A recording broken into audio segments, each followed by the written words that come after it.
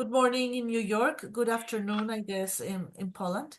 Welcome to this session of the Explorers. I'm Jimena Perry, your host.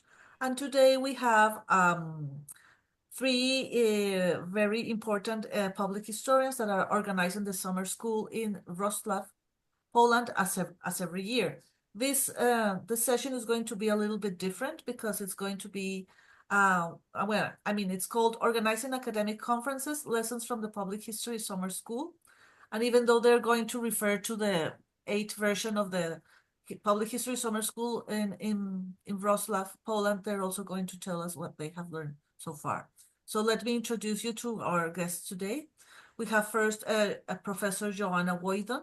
She is a professor of history at the University of Wrocław, initiator of the first MA program in public history in Poland.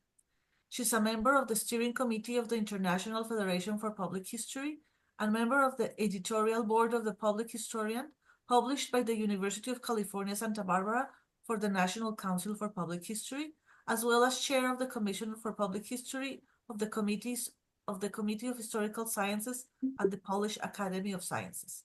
Her research interests include public history, history education, Polish American history, and history of communist propaganda.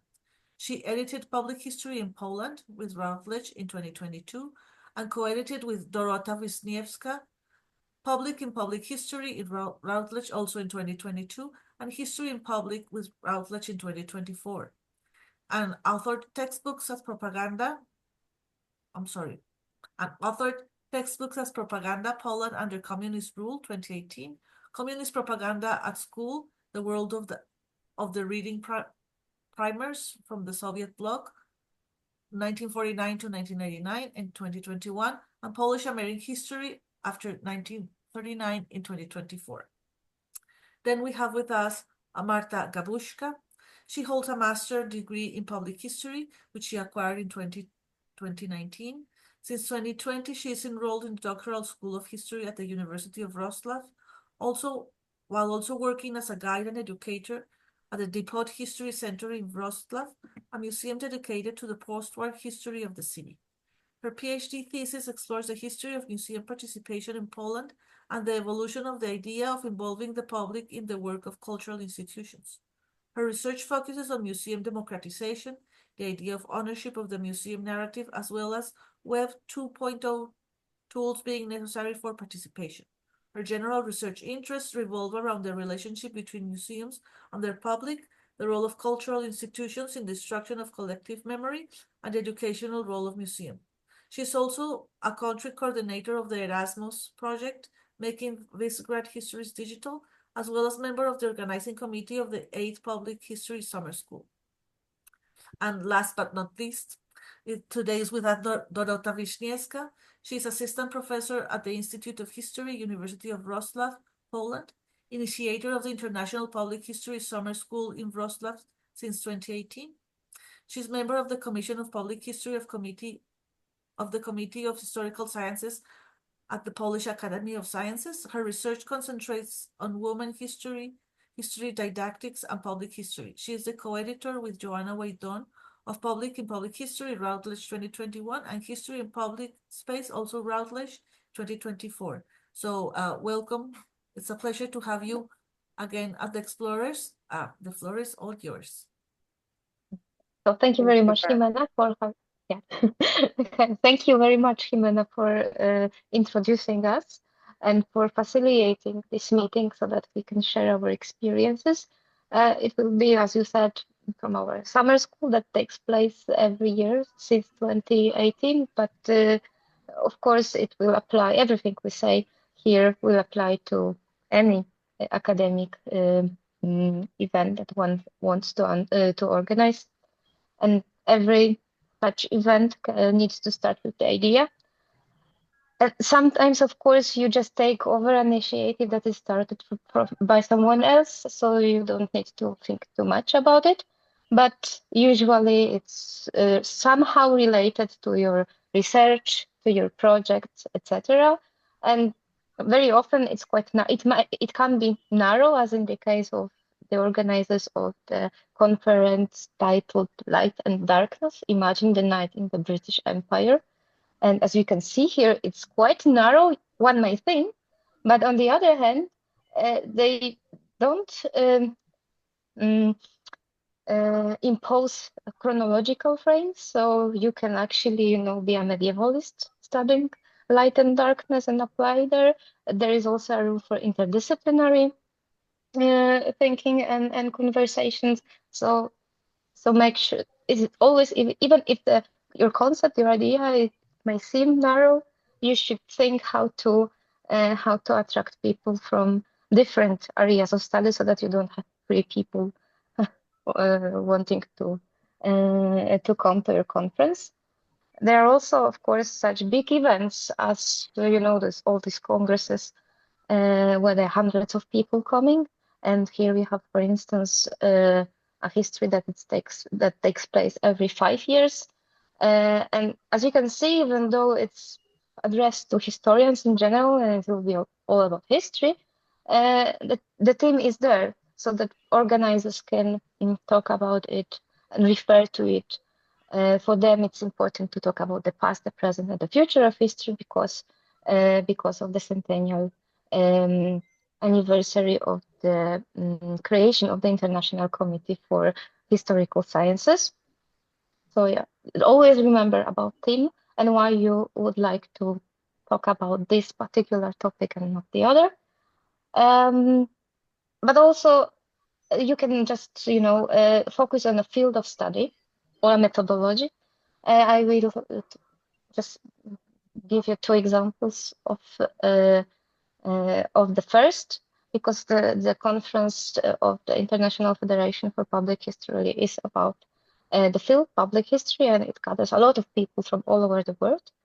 Our conference is, on the other hand, smaller, but that was our objective. So it's also important to have this in mind.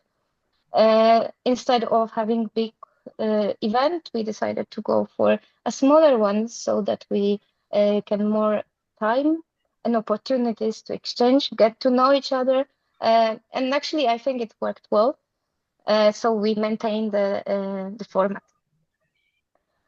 Okay, so idea, and it's actually I think the most pleasant thing, maybe not the most, but one of the pleasant, nice things while organizing a conference. The worst one, but crucial, is money. And it's and there is a reason why we talk about money at the beginning, because this is where you start.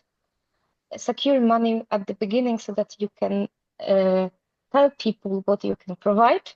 It's also for you so that you know how to handle the whole organization. And of course, the sources of income, of funding, not income, of funding can be different. Usually, the institution you work in is the main funder. But it's rarely the case when you can fund everything with your institutional money. So it is worth seeking for partnerships. In our case, it's Depot History Center. From the very beginning, they contribute a lot to the organization of the summer school. This year, we had a nice collaboration. We have still a nice collaboration with Euroclio, European Association of History Educators, and they will come to our event and organize a workshop about monuments. And it is beneficial for them because they can share what they've done throughout 2 years, I think. It's the effects of their project. They financed the stay of a person who will come and talk to us. But for us, it's less effort in terms of maybe not organization, because we still need to manage and etc. plan the workshop with them, but still money from the perspective of the budget, it's quite a relief that we have this partnership. Where can you look for money? It's quite specific from place to place, but if you plan with a sufficient amount of time, you can always, see that, okay, there is such a grant and we can apply. Let's try. And we actually had applied, and won, were awarded a grant where we could finance even scholarships for participants. So not only travel and accommodation for invited guests, which is always crucial. You cannot invite someone without covering accommodation and travel, of course. So yeah, it's they are But it's like not this year, to be sure. This year yeah, we don't have money for unfortunately scholars. not. Yes, but actually this is yeah. So there are times when you can really enjoy having money. From administrative point of view, maybe it's not a paradise, but still for those who come and for the event itself, it's a really cool thing. Yeah, but you can cover everything and you don't need to worry about money. So it's really like an ideal situation, but it's not always the case. And it happens this year, even though we have like sufficient money to organize the event, we still need to manage somehow to economize. But actually, this is also an important thing to learn. How can you economize when you don't have money to provide, so, everything? You can use your institutional infrastructure. For instance, we offer 4 nights in our university dormitories. So for 90 euros conference fee, you are fed and accommodated in university dormitories. It's not 3-star hotel. Let's face it, but still, it's the quality is okay. They are after renovation, and you have your own room and you share it with other participants, just one, so it's actually doable, I think. And especially for young people and early career scholars, I think it's a good offer. If you don't have such possibilities, or you don't want them to spend the nights in dormitories, you can always go to private market and ask for reductions, and if the availability allows for it. Usually hotels are able to give at least 10% reductions. Shouldn't be a problem, I think. The positions in your budget that you cannot skip, as I said, it was accommodation and travel for your invited guests.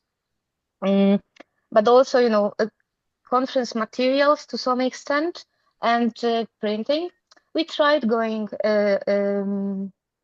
fully digital, but it turned out that at least programs should be printed, because people have this habit of consulting programs while being in-person conference. Yeah. And the last thing that I will mention about money is that just learn how to not only, you need to collect money, of course, but you need to learn how to handle it before you start spending, because it's quite easy to do things being unaware that something should be done, and it's much more difficult to undo it. And there is no point to discuss administrative procedures here, because in every place it will be different, but it's important to reach out to a person who is responsible at your institution, so that you can work together on the whole process. And that would be all about money. Let's move to more pleasant aspects of organizing a conference. And the most important thing, after you already have your idea, it's in your head, you need to put it into writing, and then you produce a call for papers so that everyone knows what to expect and what you want them to contribute. So be concise. It's no point of in writing a very long elaborative call for papers. It's like 800 words maximum. It is also a rule, sort of, when you go to HNet and browse the announcements that are there. Try, if you can, be visually attractive, a poster or a catchy image. In our case, when we had no money, we we just manage with our own imaginations and skills. Of course, it is time consuming, but it's worth it, I think. But later, when we were more lucky and had money, graphic designer who took care of the visual side. And one advice that we can share with you is also that in the contract with the designer, you state that you will use his concept, his design, more than once. And this allows you to, introduce changes without, without any additional costs. And then you can just change colors with you still need skills to do so, but it's much easier than finding money sometimes for another idea, and then you need to rethink what sort of visuals you would like to put on your poster. Of course, don't forget about the organizing and the scientific committee. And maybe sometimes it may be still surprising that scientific committee is important. Because it's different from the organizer to the organizer, but I would say that it's helpful, especially while you select proposals to be put in the program. It might be helpful. You always can reach and seek advice, but also when you want to go online and publish your call for papers, some of the websites require that you have scientific committee. Otherwise, they would not publish it. So, yeah. If you care about your visibility in the virtual world, you should think about scientific committee as well. That's maybe obvious, but I would just, I will just briefly mention the title of the event, dates and venues. Dates, I don't only think about the dates where conference takes place, but also, sort of milestones. Where do you want people to send abstracts? When will you notify them whether their proposals are accepted or rejected? When the program is will be published, etc., etc. So that's not only the dates of the event, but the true schedule. And in the description, briefly, your objectives, the general one and maybe more precise ones, if you have them, why actually you would like to talk about this and this and not the other, maybe not the other, but explain why you decided to organize a conference about a specific subject, maybe even list thematic angles. You don't need to limit, and it's important not to limit people, but just to direct them towards your thinking. And this is the place where you should put it. And then another thing that it's quite important, I think, is to provide some extra activities or program. Usually conferences start or end with keynote lectures. Usually it's the beginning.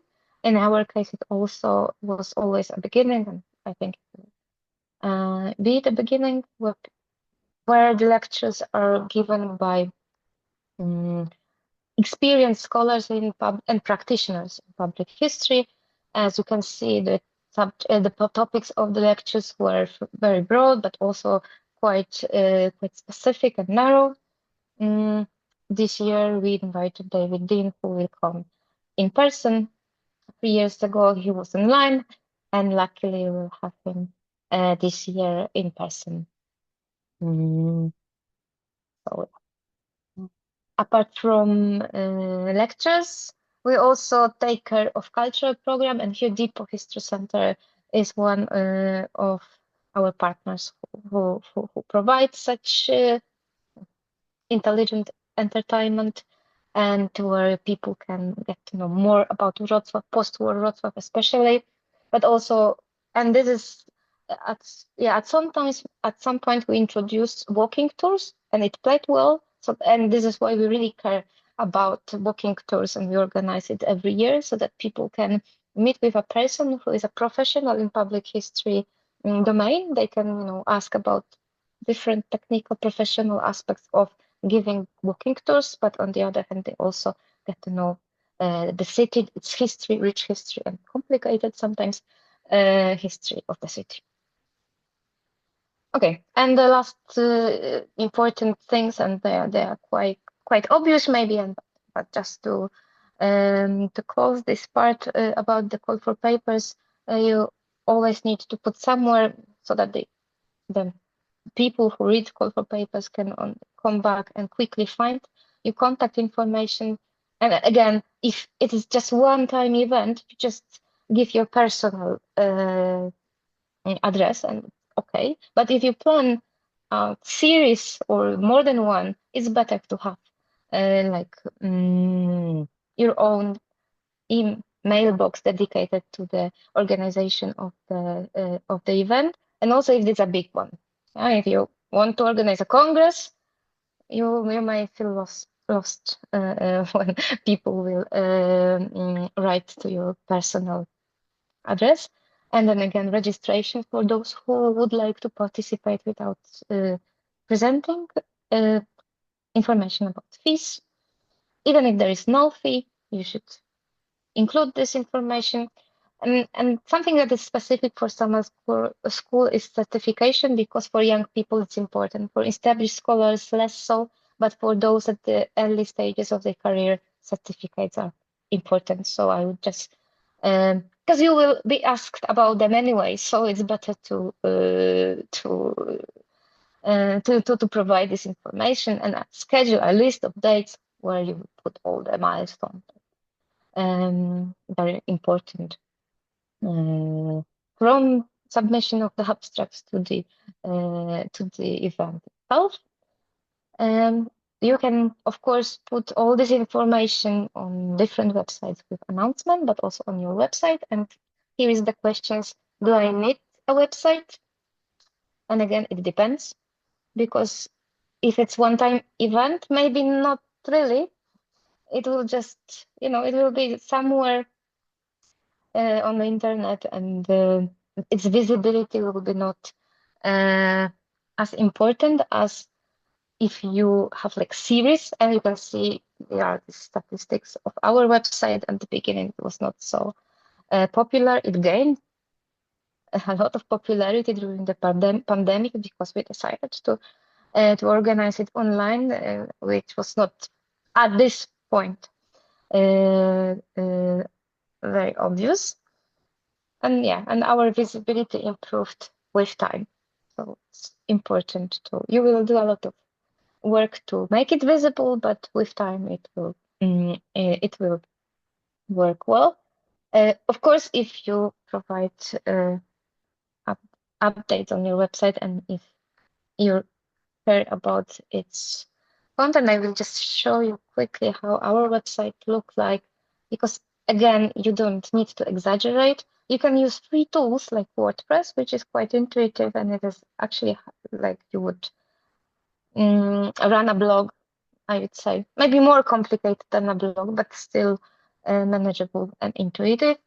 And as you can see, it's the good thing is that you have schedule on a widget, so you just need to go to the website and remind yourself about the dates.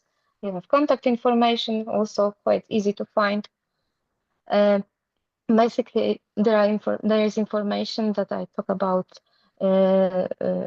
when there was part about call for papers, but we use our website also to collect proposals. As you can see here, there is a form that WordPress provides, and it's less effective, I would say, than Google Docs in terms of exporting data. It's easier to use Google Docs. But we decided at some point that it's better to stay at the website because it looks more professional. That was our decision, and we just stick with the decision, and that, yeah. We also used SurveyMonkey, but there with a free account, there was a limit of submissions. So you may have, especially during the 3 last days, you could have difficulties because the limit can be reached, and then some proposals will just not arrive. Yeah, so, and it complicates a lot. So just make sure that the technical things will not affect negatively your event. And as for the form itself, it also should be short. And to advise, explain what you mean by different categories, because people tend to confuse different things.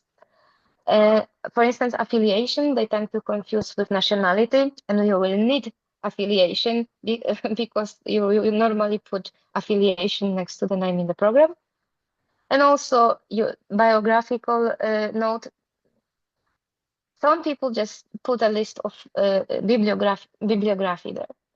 Yeah, so so just make sure you explain well. Of course, it will happen. It may happen, but you just try to avoid as many situations like this as possible. Yeah, registration is also one of our tabs, and we use Eventbrite because also it is a free tool, and it will we don't need to do it on ourselves. The Eventbrite will just remind people of the event, and that's it. Yeah, so it's quite nice from our perspective. And again, useful information is exactly the same that we have in our corporate papers. Program is okay when you have a series of conferences, because then people can see, okay, this is a nice conference. Oh, they think so. And as you can see, we put images, but also PDF and a small brochure with abstract and biographical notes. This is why we need such information in the form. And the gallery, you can see how fun our event is here. There is no point in putting every single photo you take. Just to give a glimpse of what you offer. Some pictures from the sessions, some from the cultures program, and a group photo somewhere in the city. As one of our aims at the beginning was to promote the study program in English, we also have such information on our website. And also about the opportunity to get a double diploma at the University of Wrocław and in Paris, so that people know that we provide such opportunities. And of course, a separate tab for funding, as you know, usually donors want to be recognized for their generosity. And I think that this is everything I had to say. Maybe there will be time and need to talk more about these aspects later on, and I will give just the opportunity to talk with Marta. Thank you very much, Dorota. I think, Marta, you are next. Yes, thank you so much, Dorota. And thank you, Jimena. Let me share my screen.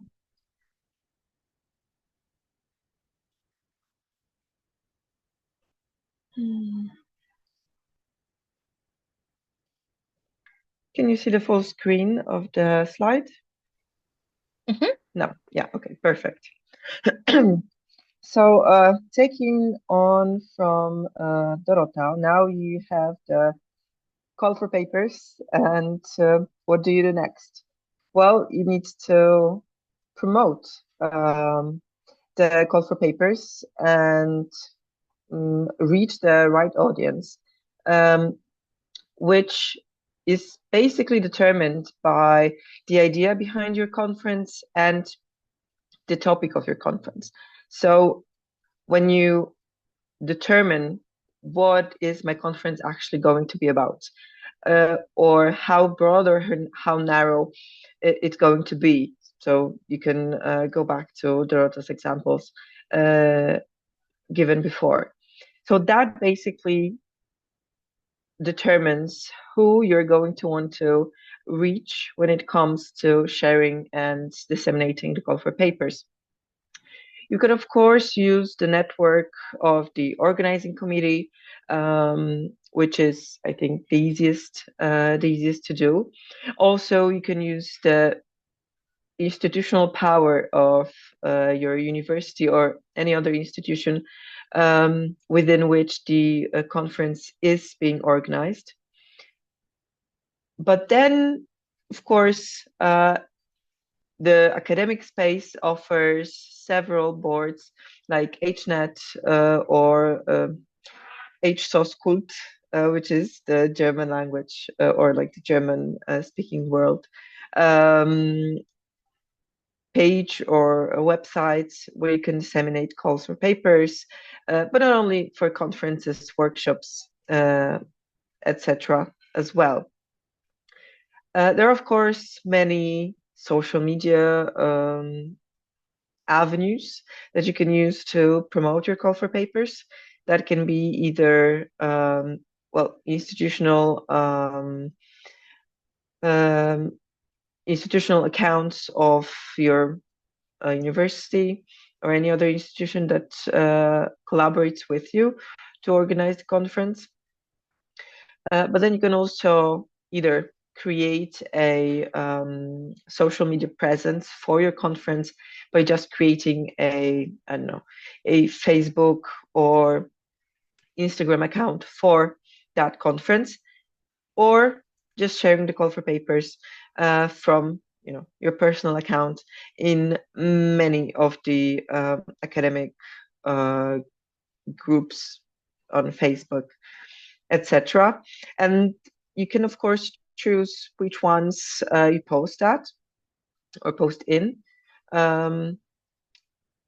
You can either go a very broad route, just using the groups that cater to their early career academics or scholars, or so in the case of a public history conference, public history groups for public history practitioners and researchers, etc.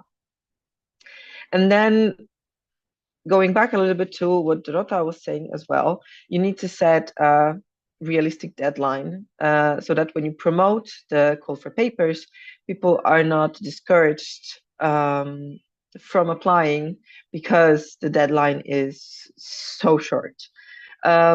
So promote as early as you can. Give people a lot of time to think about what their proposal is going to be, how they're going to word it, when they are going to have time to submit it. For so many people, the process is quite stressful, especially hitting send on the form. So you need to make sure that this process is clear from the get-go, as Dorota said, but also that you allow time for people to have doubts and also to contact you so many times to inquire about whether they understand correctly the scope of the conference, the character limit for the abstract, the payment, the payment or funding plans that you have for your conference, etc., etc. And then the realistic deadline also relates to the scientific committee and you, the organizer, because you also need to plan for the time for the scientific committee to review the submissions and then for you to be able to put together the program and post it. So do not assume the best scenario that you can imagine. Add a little bit of time so that something can go wrong or somebody doesn't deliver at the time that they promised, or even that you want to prolong the call for papers deadline, and having more time will allow you to do so. Well, then the call for papers is done. You have all your submissions. Sorry about that. And then you need to put together the program. The scientific committee is doing its job with choosing the participants. And then you have to think about all the diverse formats of engagement that Dorota partially talked about already. Because you have all the additional elements, all the additional events that go into the program of the conference, like, as Dorota said, doing a tour of a museum or a city, or whatever you think about that's specific to your field of interest, or the place where you are actually hosting the conference. But for the actual academic part of the program, you have to you have to think about all of those diverse formats for engagement to that will allow you to engage different kinds of publics or different kinds of participants. So there are, of course, the traditional panels, which I would suggest to limit to 3 participants per panel, which then allows you to sort of space your time so that they have the 20 minutes or 15 to 20 minutes for their presentation, and then there is still enough time for discussion if you think in like hour and a half blocks. But then you can have workshops, which are interesting because they are an active form of engagement. You don't only sit back and listen and then ask questions, but the participants are asked to actually participate in something. They get something out of it because it's a learning experience. And so, for example, last year during the Public History Summer School, we had, for example, a writing workshop. Or so far every year has an oral history workshop. So including elements like that in your program makes it makes the program and the conference by default more attractive to potential participants. And if you're planning a recurring event, it helps build a sort of brand for your conference so that people know what to expect.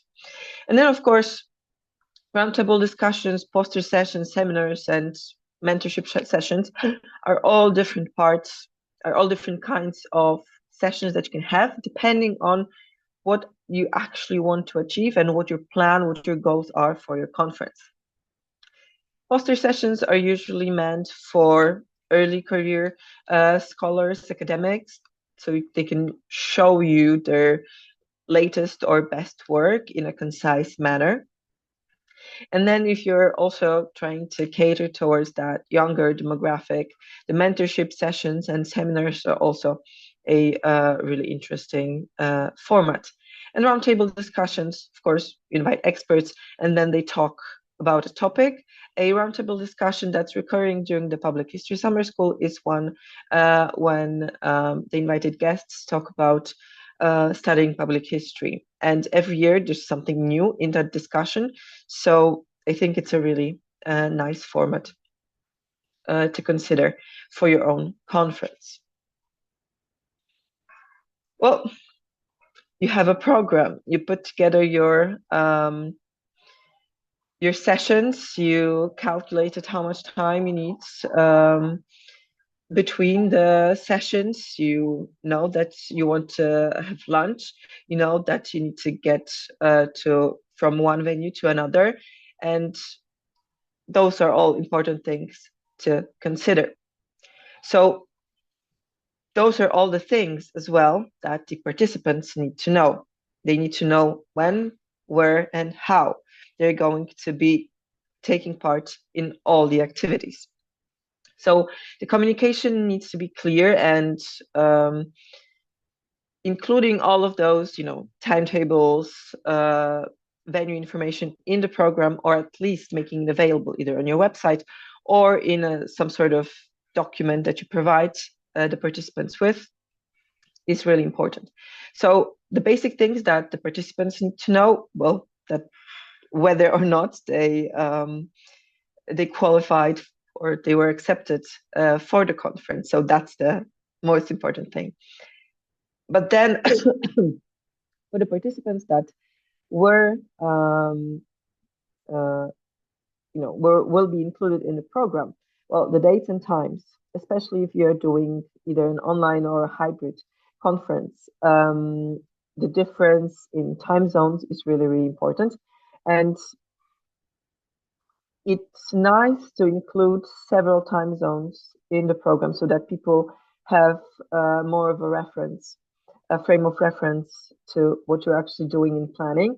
And the times when you plan for it, if you want to allow, I don't know, people from the Americas to participate or from Asia, you also need to think about that audience that's online, so that you can accommodate them and they don't have to, log on at 3 a.m. What participants need to know as well is the venue or venues, which is crucial when you have several.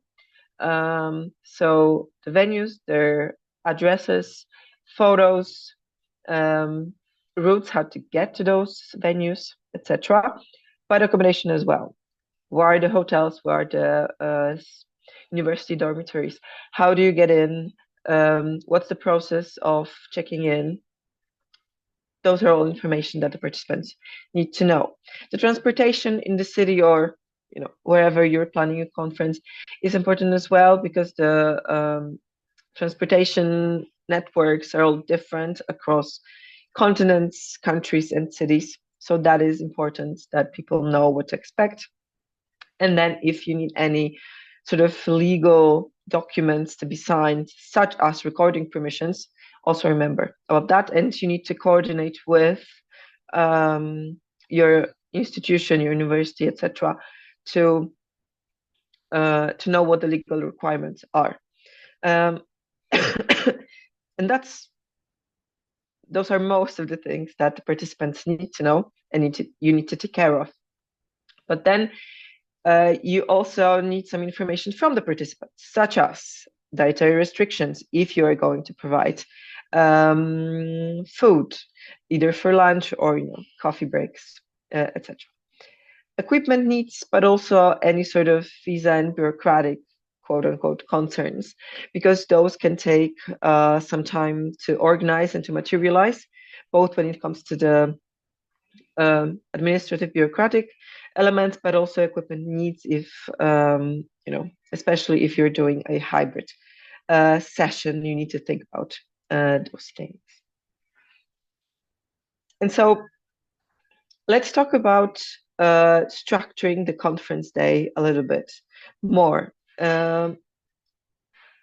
You will probably encounter participants asking you to change things around, to oh, can my session be earlier in the morning or more in the afternoon? And firstly, planning the program and then doing any sort of changes to it. If you are not organizing a huge conference, a huge convent, try to avoid parallel sessions, because that then ensures full engagement, so that all of your participants, or most of them, attend the sessions that you plan. And try not to, in that vein, try not to plan competing attractions. So any sort of food catering, meetings with experts, tours, talks, etc. Try not to have them overlap, because then you will have people standing up, leaving a session, and that never is good for morale, for the people who are actually presenting their research. And why I was talking about all of those session formats, well, mix them so that you maintain energy levels, and not only mix them for the whole conference, for however many days you're planning to have that conference, but mix session formats within one day, so that you don't have 8 hours of just sitting back, listening and asking questions, but you have, for example, a session with a seminar session, a workshop, lunch, then two regular sessions, and then an evening event. That will ensure that your participants are rested, they have time to network, because those well-planned breaks for rest and networking are really, really crucial to build your own network, to build your conference's brand, and to make sure that the people who attend actually get something else out of it, apart from presenting their research and getting a certificate, which is of course important and the primary role of a conference, but there's just so much more that you can give your participants. And then some brief remarks about the venue and infrastructure. So Dorota was talking about budget consideration, so that you can't always have the venue that you wish for. If you would like to work more in a budget, you can, as Dorota said, you can use to the maximum your institution's facilities, whether that be conference rooms, conference materials, places for catering, lunch, etc. You can do that, but then you also have to think about capacity. So is your institution going to be able to accommodate all the people it needs to accommodate, or you need to accommodate for your conference? That's why getting institutional partnerships is a good way to sort of outsource, for example, the venue reservation. So, for example, for the Public History Summer School, part of the program is going to take place at the Diplo History Center in Wrocław, which has facilities, and it can host the whole conference for several days. And everyone, both the participants and the organizing committee, is happy that you can change your surroundings, you can get to a new place, get new experiences, etc. But then you have to think about, are they all going to fit in that room? The same goes for any sort of equipment that you are going to need, whether you're going hybrid, whether you're doing online. You need to think about Wi-Fi, you need to think about projectors, microphones, cameras, how you're going to set up either your Zoom, your Teams, WebEx, whatever platform you're using. How are you going to ensure that people can hear, whether they're offline or online? How are you going to ensure that everybody can see the presentations? How are you going to ensure that people can engage with each other, whether they're online or on site? So they're all things to consider, and they depend on the size of your conference, how many days you're planning your conference to be for, and what kind of group your participants are. If you don't have the technical support, you need to educate yourself and be ready to troubleshoot any sort of technical or organizational issue. And that's the unfortunate reality of conference organizing, that there is something that's not going to go according to plan, and you are going to need to either have a plan to fix it or be able to react in the moment and fix it. And as I said earlier, the spaces for informal networking and relaxation, such as the lunch or catering spaces, are really, really important, so that people get can rest, but also can get something else out of your conference apart from presenting their own paper. And so taking care of participants is the last, the second to last element I'm going to talk about, which has already been mentioned before, both by Dorota and myself, but navigating the event, preparing yourself to be able to provide accurate information, especially if you have any sort of volunteers or interns, or if you work at a university, maybe some students are going to help. Everybody who is involved in the project needs to have accurate information that they can relay to the participants, whether that be via email, phone, WhatsApp group, or in person. Those information include, but are not limited to, of course, transport and accommodation guides, with maps, links, photos, etc. And you can see right there on the screen a screenshot of a document we had last year with photos, information, and dates and times of several events that we had during the conference.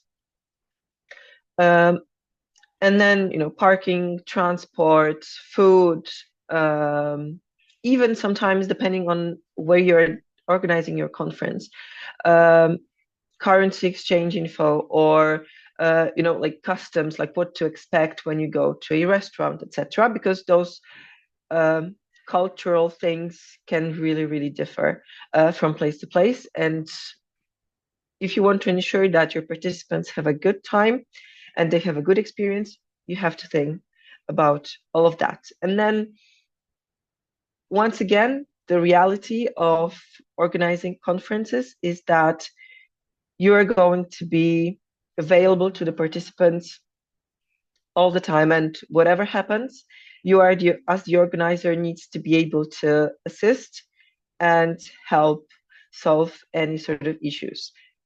Hopefully, your conference is not going to experience any health issues from participants or presenters, or any sort of logistical issues, or huge logistical issues, but there is going to be something that's not going to go according to plan, and you need to be prepared for it. And to just sum up, to have high engagement, you need to have thought through promotion and a structured program. For people to have, and for you to have smooth experience, you need clear communication and logistical support, either from your organizing team or from your institution. And then a successful event is, a thoughtful venue and caring for participants. And I think that way you're going to have a good experience, both yourself as the organizer and your participants as well. And that's all for me. Thank you. Thank you. Thank you. Thank you, Marta, very much. Joanne, I think it's your turn. Yes, I don't want to ruin everything that was said beforehand, but I hope if you listened, you are not scared at the moment, and that we did not scare you from and discourage you from organizing the conference.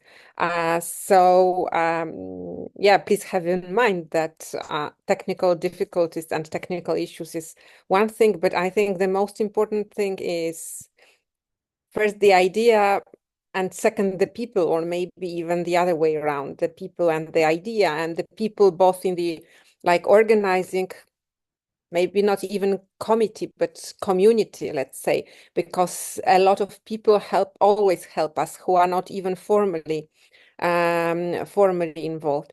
And the second, also good people among participants. And again, among participants, both in this cohort, of those who are giving workshops, who lecture, who organize tours in the museum and in the streets, etc. And the participants as, people who attend summer school as attendees. And the crucial thing is, and the big question is how to select from 100 or over 100 proposals, this good group of about 25 people. But if that's successful, then basically you will be enjoying the conference. And usually they are flexible, they are kind of relaxed, they allow you to make mistakes. And once they are here, the conference just goes on in collaboration with, of everybody. But of course, after each summer school, we ask for feedback, and we try to take the feedback seriously, although the remarks are very different, and especially critical remarks are very different. They can be like, people can be disappointed that the sessions start too early or too late, that the program is like too rigid or too relaxed. Or, well, I think the strangest things was about plastic knives, right? That people wanted us to be more like environmentally conscious. And so I think it was the first or the second I think the second summer school. But we took this also seriously, but then we had to give up for practical reasons and financial reasons. So we decided to compromise that, but instead we stopped printing so many materials. So, well, first of all, if you want to organize a series of events, this feedback is important that you learn for the next schools.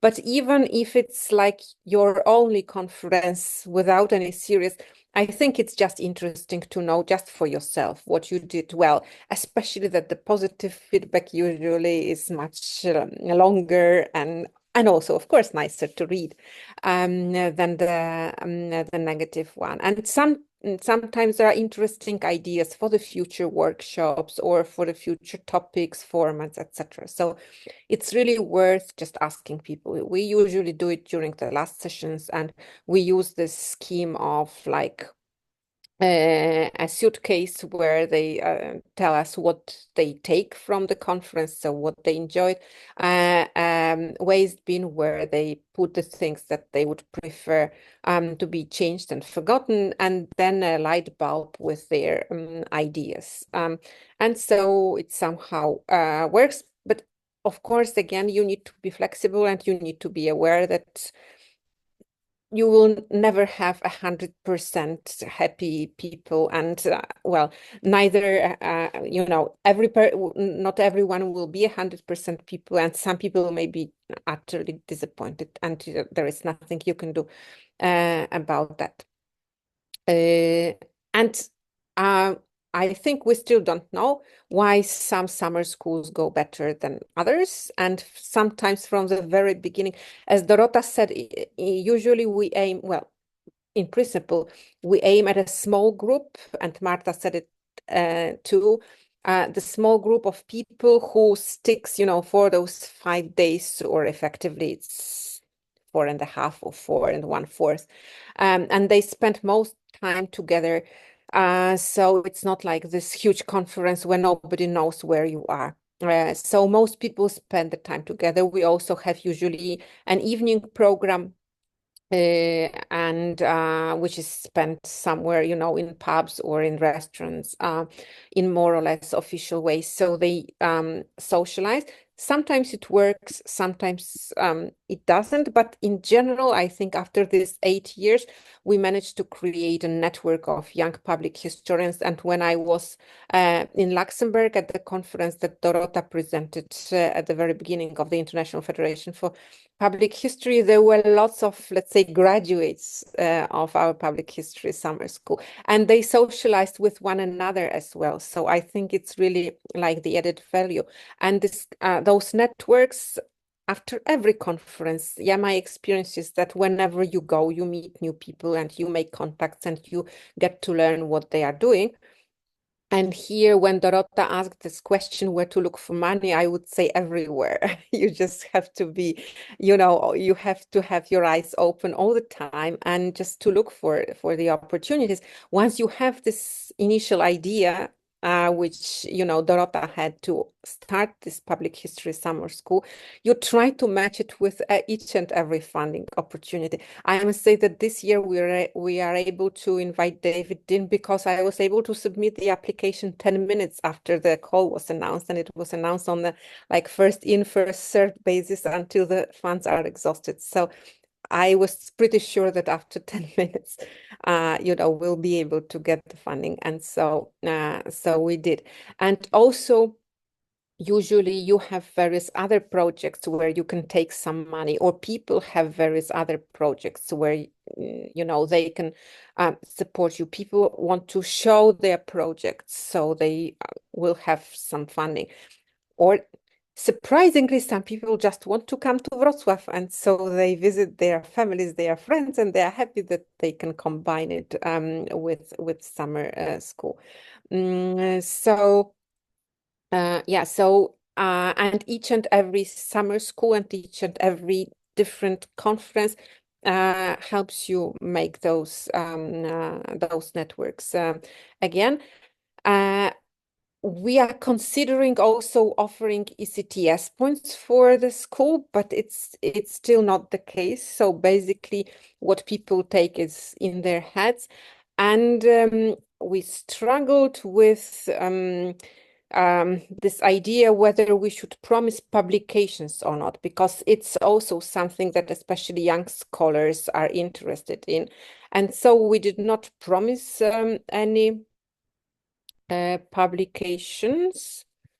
Oh, I cannot share my screen, but maybe Dorota, if you can go to the website and just to show the two books that we were able to publish that mostly originate from the summer school, although we did not promise it to the participants. So basically, I think it's safer, so people are not disappointed, but on the other hand, that they might be invited.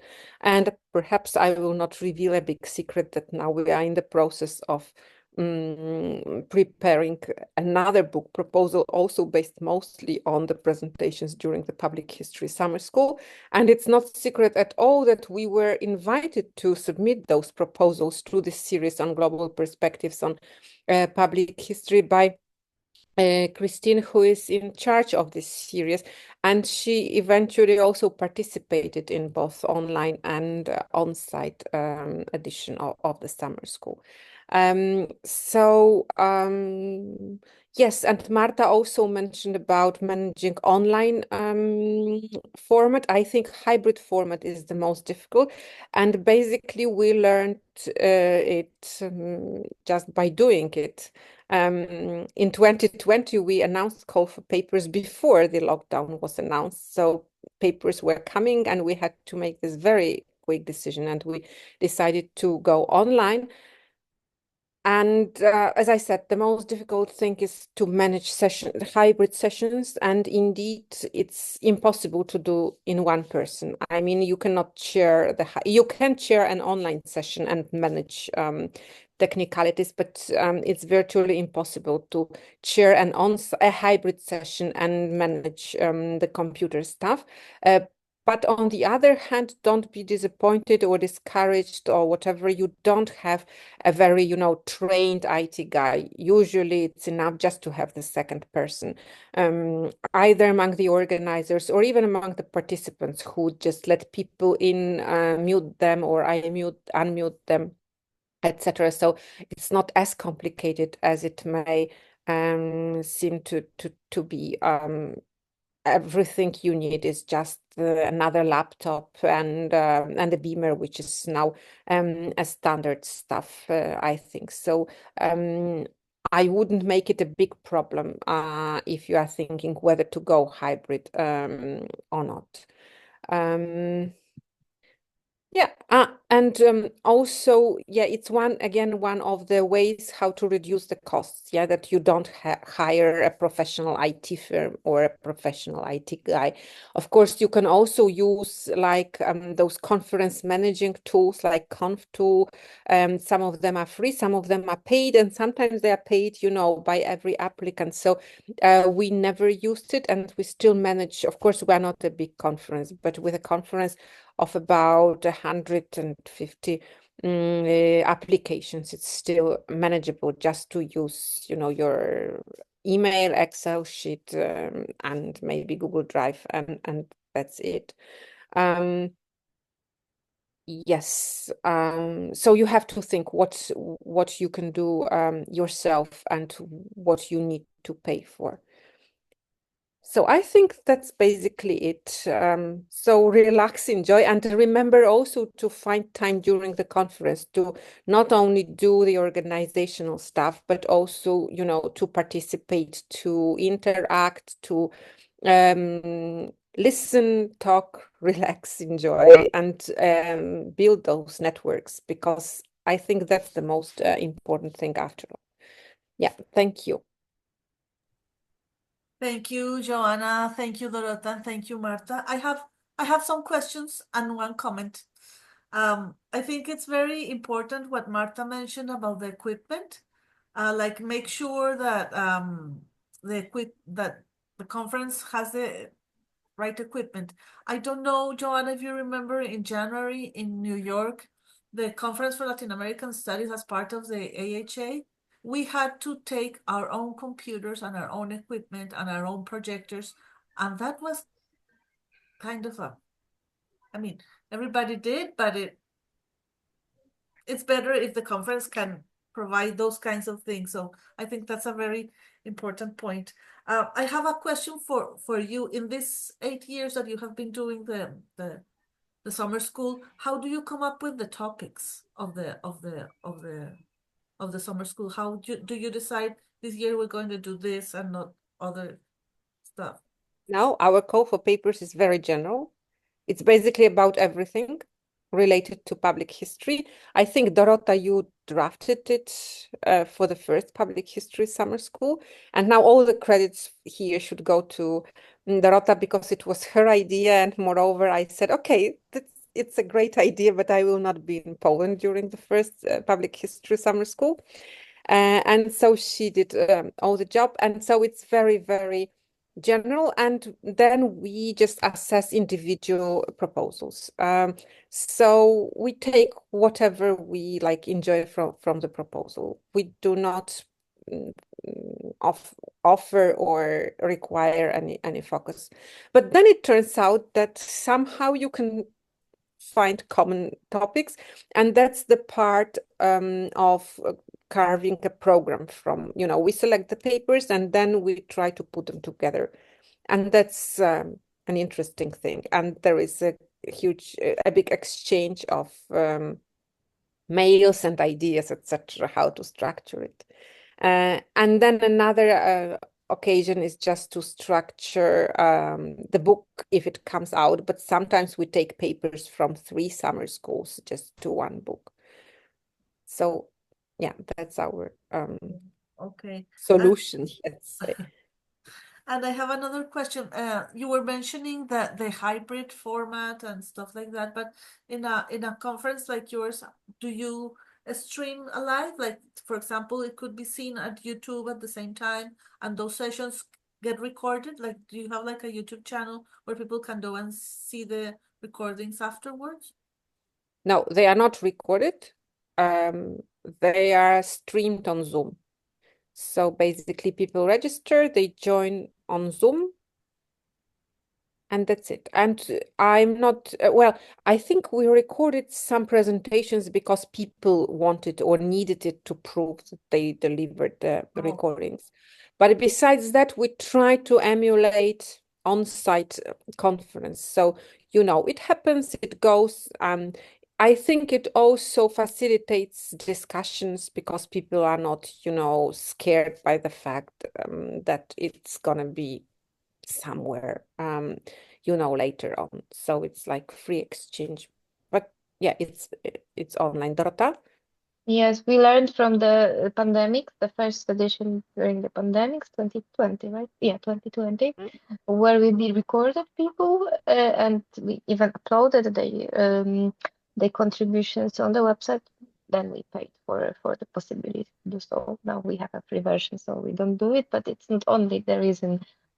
Money is not the main reason, but exactly what you said, that when we are like less controlled by different technicalities and just, that people don't have in mind that they are recorded, it tends to be a bit better experience for everyone.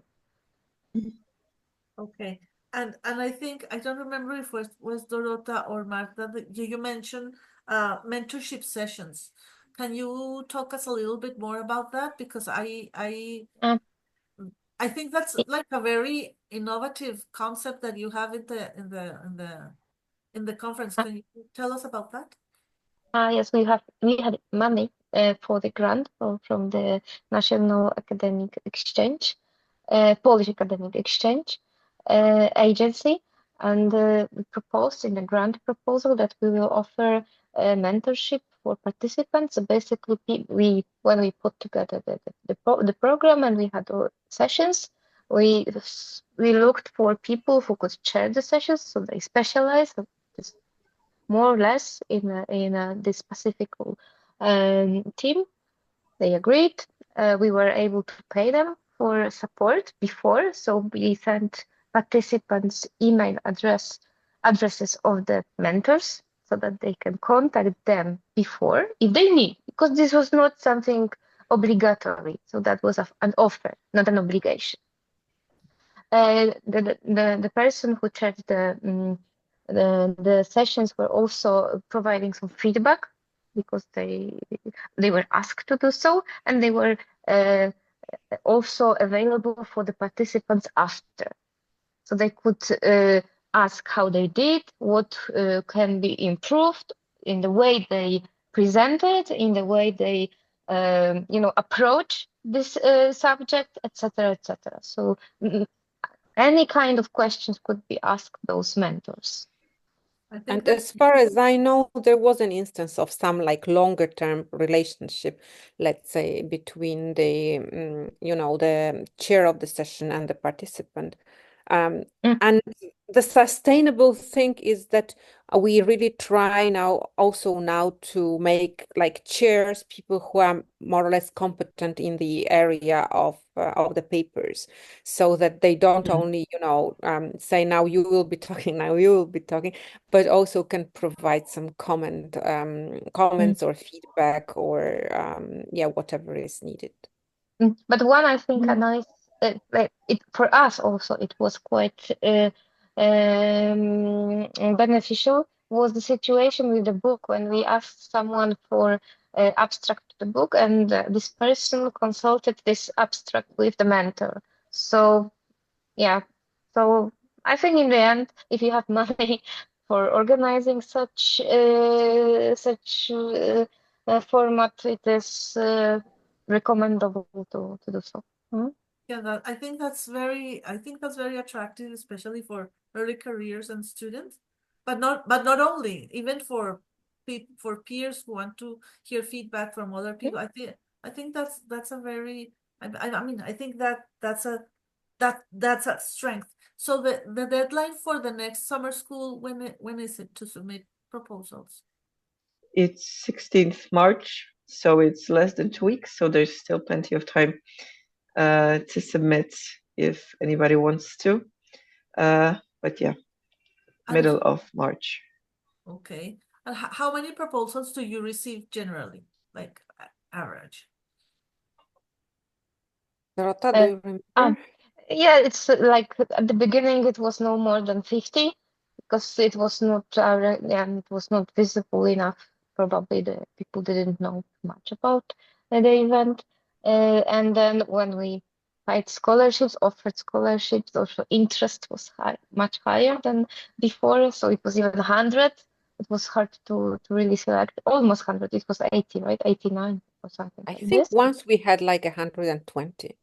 Wow. That it was even a pity, just because we were able still to select only 25 because we have this amount of time. Yeah, it was recently that was this number. Yes, you're right. There were times that even exceeded 100. Yeah. And you haven't considered making it bigger since you're getting more and more proposals? It's already quite unexhausting. It demands energy to organize 5 days event. It's not And even the matter of us, but also of the participants, staying for 2 weeks in such a regime.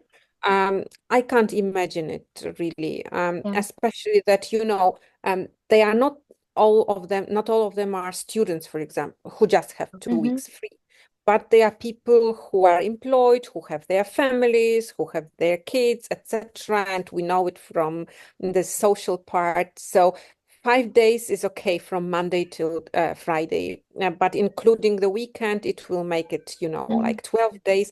So everybody would be exhausted, and we don't want to make concurrent sessions, yes, because then the community wouldn't work. So we think for the moment it works. And hopefully, you can apply next year. So always.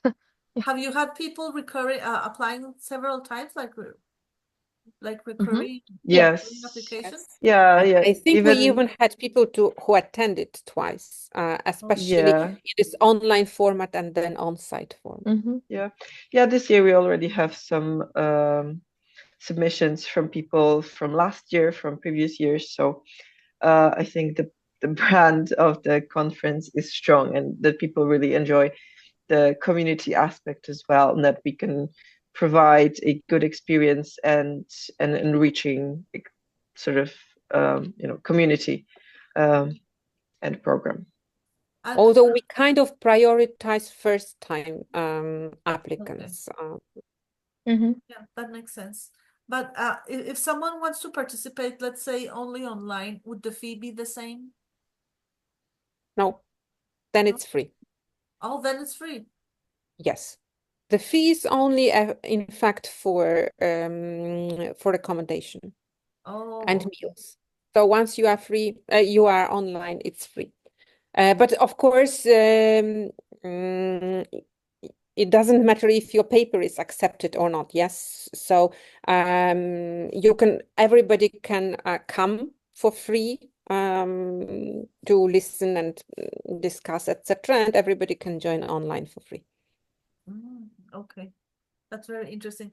And just if I ask you, each one of you, what have you enjoyed the most? I know that others have saying that it's exhausting. I mean, I know organizing conferences is exhausting, demanding but what has been in the summer schools, what you have enjoyed the most of doing the organizing? When you say, oh, this is something I will remember for a very long time. That's the good question. Community is quite I think for each of us, community is something which we really are grateful for. Right? And I think also for me personally, it's this flux of new ideas and new approaches to a topic that I would think of differently to the person that presents. I mean, there are like really interesting topics, the interesting perspectives because of this variety of cultural backgrounds as well. So yeah, for me, this is a freshness of ideas, let's say. Yeah, I think for me, community as well is the most important thing, and the thing I always enjoy the most. The people who come and they share their ideas and they're open to discussing them and, getting feedback and giving comments and ideas and connecting with each other. That's something really valuable, I think. Yeah, and I also think that this community building between, participants and mentors or whatever we call them, that, during the session, they are participants and mentors, but then they just freely, discuss, and there are no such barriers, and nobody asks whether you are a student or you are, a museum professional or professor at the university. By the way, I remember, especially during the first conferences, we had some participants in their 40s. who were attending the summer school, and I think they equally enjoyed it. So I like this kind of, democratic character, and I think also this format of, papers and presentation also helps. It's not that they are participants who are learning and, listening, taking notes, and I don't know, taking exam at the end. It's nothing like that. It's more really like a conference with some let's say, help or offer. But again, when we had this writing workshop last year, I think, well, I also benefited from it equally to the students who participated. I also learned how to draft a chapter like scheme or book proposal. Yeah. So this democratic character, that's the thing that I like. It seems very, very engaging. And I'm sure this version is going to be as successful as the ones before. And we have a few minutes. We have a few minutes left. So, is there something would you like to emphasize, to comment or wrap up or make promotion of for people to apply? Like last thoughts would you have about the summer school? Yeah, I think when it comes to applying, it's that we are open to all sorts of ideas. And as both Dorota and Professor Vojdon said, somehow all of those new ideas come together, and there's so many of them that we can actually build a program based on them. And that fosters then a amazing discussion and community. Yeah, so whatever idea you have related somehow to public history, just give it a try. And perhaps after those discussions and, exchange, it will grow into something new also for you. So just let it be seen, in the community. Oh, and I had another question. I'm sorry. Do you have participants also not only from Europe? It could be from every Yes. I mean from Yes, other parts of the world as well, right? Yes, I don't. I think we even have to report it every year, how many people we had from each country. But it was really diverse. I think we did not have anybody from Antarctica, but besides that, we had people from all the continents. Yes, it's 13 countries. Yeah, Wow. we 20 had a people, guy from 13 countries, Philippines. yes. Yeah, from Brazil, from where was the lady from Africa? Congo. No, maybe not. Yes, but there Ghana? was also Africa. Yeah. Oh, Ghana. Yes, maybe. Yeah, yes. For sure, Ghana. Yes, South Africa, of course, Jimena, and Mm. from the United States and from Canada, from Australia. Yeah. India. So yes, and we had an intern usually from Australia who helps us online, right? Usually for the second year, but Usually. Yes. already Yes, but they are from Australia and they're helping us, yes. Okay, And well, also this early career group, which is part of IFPH. Yeah, it's also yes, I saw they I saw in the picture some of their some familiar faces in the picture Marta showed. Well, I only wish you, I mean, you don't need it because this is already a very well established summer school, but like all the best and all the luck for this. I'm sure it's going to be a huge success again. I hope you have a lot of people who apply. I mean, that's a good problem to have, like having to decide which ones to accept. So congratulations on all these big efforts. And I mean, I hope to see you again next week for the next year. I'm sorry, for the 9th edition, and I wish you just like all the best. Thank very you much. Thank you so much.